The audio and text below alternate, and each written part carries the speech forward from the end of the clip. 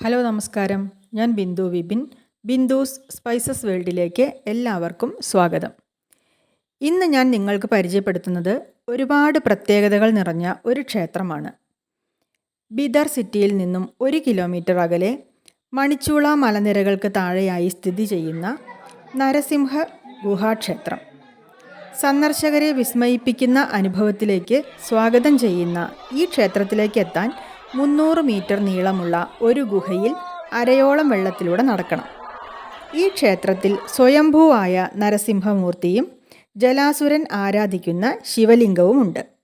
ഭഗവാന്റെ പാദങ്ങളിൽ നിന്ന് വെള്ളം തുടർച്ചയായി ഒഴുകുന്ന ഈ പവിത്രമായ ഗുഹയിൽ സ്വന്തം ആഗ്രഹങ്ങൾ നിറവേറ്റുന്നതിനായി വർഷം തോറും ആയിരക്കണക്കിന് ഭക്തജനങ്ങൾ ഒഴുകിയെത്തുന്നുണ്ട്. നരസിംഹമൂർത്തി ഗുഹാക്ഷേത്രത്തിലെ വിശേഷങ്ങൾ നിങ്ങൾക്ക് ഇഷ്ടപ്പെടുകയാണെങ്കിൽ എൻ്റെ വീഡിയോ ലൈക്ക് ചെയ്യാനും ഷെയർ ചെയ്യാനും കമൻറ്റ് ചെയ്യാനും ഒന്നും മറക്കരുതേ. പിന്നെ ഇതുവരെ എൻ്റെ ചാനൽ സബ്സ്ക്രൈബ് ചെയ്യാത്ത കൂട്ടുകാരുണ്ടെങ്കിൽ പ്ലീസ് ഒന്ന് സബ്സ്ക്രൈബ് ചെയ്ത് കൂട്ടാവണേ. ബെൽ ബട്ടൺ പ്രസ് ചെയ്ത് ഓൾ എന്ന ഓപ്ഷൻ കൊടുക്കാനും മറന്നു പോകരുത് കേട്ടോ. ഇതാണ് ഈ ക്ഷേത്രത്തിൻ്റെ മുൻവശം. ക്ഷേത്രത്തിലെത്തിയാൽ ആദ്യം തന്നെ നമ്മൾ കൗണ്ടറിൽ പോയി ടിക്കറ്റ് എടുക്കണം. ടിക്കറ്റ് എടുത്തതിന് ശേഷം വേണം ഈ ക്ഷേത്രത്തിലേക്ക് പ്രവേശിക്കാൻ. ഈ കാണുന്നതാണ് ദർശനത്തിനുള്ള വഴി. ഇതിലൂടെയാണ് നമ്മൾ ദർശനത്തിന് വേണ്ടി ക്ഷേത്രത്തിനകത്തേക്ക് പ്രവേശിക്കേണ്ടത് കേട്ടോ. അവിടെ എഴുതി വച്ചിട്ടുണ്ട്.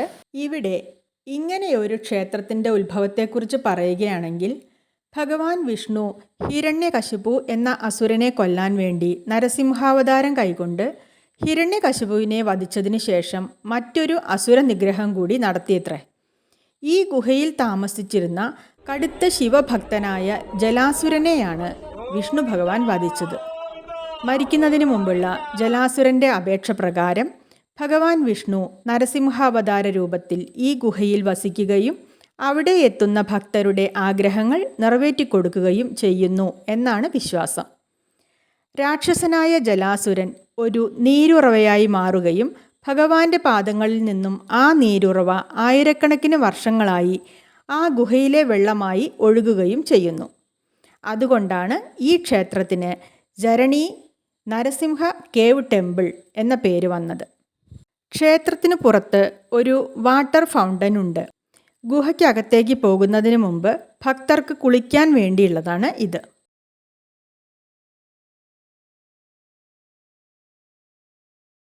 3-4 അടി ഉയരത്തിലുള്ള വെള്ളത്തിലൂടെ നടന്നു ചെന്നാൽ ഗുഹയുടെ അവസാനം കല്ലിൽ കൊത്തിയെടുത്ത നരസിംഹമൂർത്തിയെ കാണാം.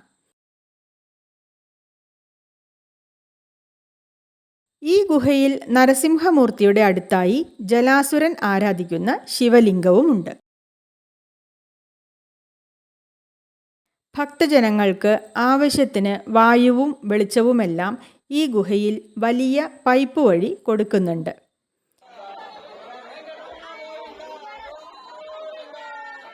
സ്വന്തം ആഗ്രഹ പൂർത്തീകരണത്തിന് വേണ്ടി ഇത്രയും സാഹസികമായി ഇവിടെ എത്തി ദർശനം നടത്തുന്ന എല്ലാ ഭക്തരും നിറഞ്ഞ ആഹ്ലാദത്തോടെയും നിറഞ്ഞ മനസ്സോടെയുമാണ് ദർശനത്തിന് ശേഷം ഈ ഗുഹയിൽ നിന്നും തിരിച്ചു പോകുന്നത്.